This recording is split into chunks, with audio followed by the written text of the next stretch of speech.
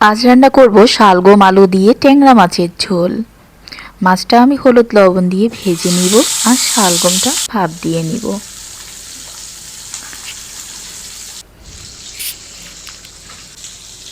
তো আমার শালগম ভাপ দেওয়া হয়ে গেছে। আর এখানে আমি তেলের মধ্যে একটু জিরে ফোড়ন দিয়ে আলুটা ভেজে নিব।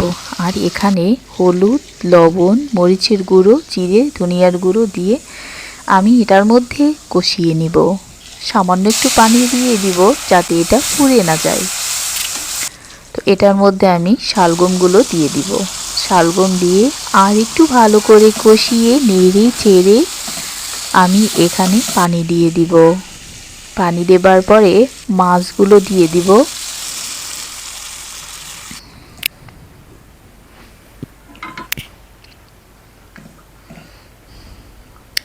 তো ঝোলটা হয়ে আসছে। এখানে আমি একটু ভাজা মশলা দিয়ে নেড়ে চেড়ে আর কিছুটা ধনেপাতা দিয়ে নেড়ে চেড়ে নামিয়ে নিলাম। এটা খেতে কিন্তু ভীষণ মজার হয়।